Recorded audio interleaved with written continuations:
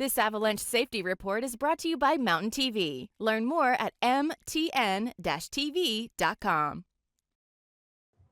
Welcome to the weekly Avalanche Safety Report. I'm here as always with Brian Lazar from the CAIC. How you doing, Brian? I'm doing well. How about you, Alan? I'm doing excellent. We've had some crazy avalanche activity here in Steamboat, but the recent storms, a lot to talk about this week. Yeah, and let me just start with the recent storms because it's led to generally easing avalanche conditions because we're going back into another dry period, but it has complicated things just a little bit. And so here's the storm that rolled through on Tuesday, and you can see this really did favor that Steamboat area in the Park Range and the northern Front Range. This led to a brief uptick in avalanche danger, some periods of even considerable avalanche danger. Things are easing as this dries out, and we don't have any real new snow on the horizon until we get to the Christmas holiday. But it has created three flavors of avalanches that we need to kind of be concerned about, which vary depending on where in the state you're going. And let me just start with one of our forecasters, Jason Koenigsberg, who did a nice video summary of our first type of avalanche and the most dangerous, our persistent slab avalanche problem, which comes in two flavors. Hi, this is Jason with the CAIC. I'm here to tell you about a new persistent slab avalanche problem in the northern mountains. Right now I'm near Vail Pass on an east-facing slope, and there's a pretty prominent weak layer beneath this newly formed slab, and we've already seen a few avalanches triggered on this weak layer, and it's really not going anywhere, so we're going to continue to warn about it. What I mean by new persistent problem is in the past we've been warning about weaker snow near the ground and avalanches breaking out of the ground, and that's still not out of the question. But the most likely place for you to trigger an avalanche is up here, and then if you do trigger an avalanche, it could step down to deeper weak layers, becoming much more dangerous. But let's check out extended column test. I'm almost positive it's going to propagate. Just when I was digging out these sides, the slab was just sliding off of the weak snow beneath. But let's have a look. So on 6 taps we got propagation, and this is about the size of the avalanche you can trigger. And like I said, if you trigger an avalanche like this, it could be dangerous on its own, but it could start gouging into this faceted snow beneath and entrain a lot of snow and be enough to bury you.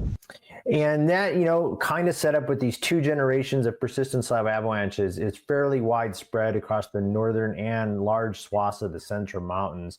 And so here's just a photo of the new flavor of persistent slab avalanche. And you can see the weak layers that were buried by the most recent snow, including what fell this week on Tuesday.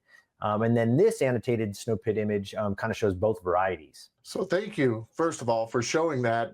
As this illustrates, along with Jason's video, a lot of times folks just see the surface snow on top. They don't understand what's underneath. So this is really helpful.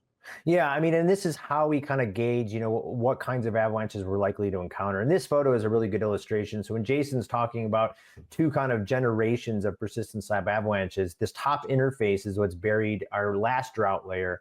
Those are the shallow persistent slab avalanches, which are much more likely to trigger right now because they're that much closer to the surface.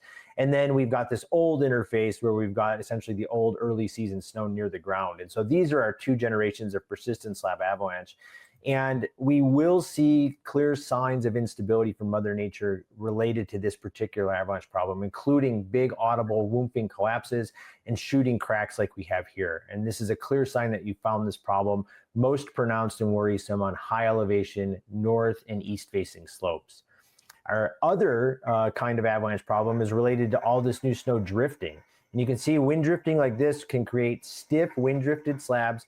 This is our wind slab avalanche problem, which looks a lot like this. A good example from Loveland Pass here on Bonita Peak. And you can see, as Jason mentioned, once you get these wind drifted slabs to break, they can gouge into that older, weaker snow and run quite a long ways, and training snow as they move down, which is related to and a segue to our third kind of avalanche problem, which is when we get weak enough snow on the surface, it can just slough in these loose, dry avalanches. Generally, these avalanches are going to be pretty small, but if you're in steep, long-running terrain, like in that last photo, or you're above terrain traps like creek beds, gullies, or over cliffs, these things can present a problem. So 3 flavors of avalanche: persistent slab avalanches, wind slab avalanches, and loose, dry avalanches. And the degree of those and where they're most dangerous varies a bit depending where you go in the state. So make sure to check your local avalanche forecast. Wow, that last one, that's that image, watching it cascade down like a waterfall. That's amazing. They are pretty to watch as long as you're not out, entrained in the debris. I'd much rather have that view, for sure.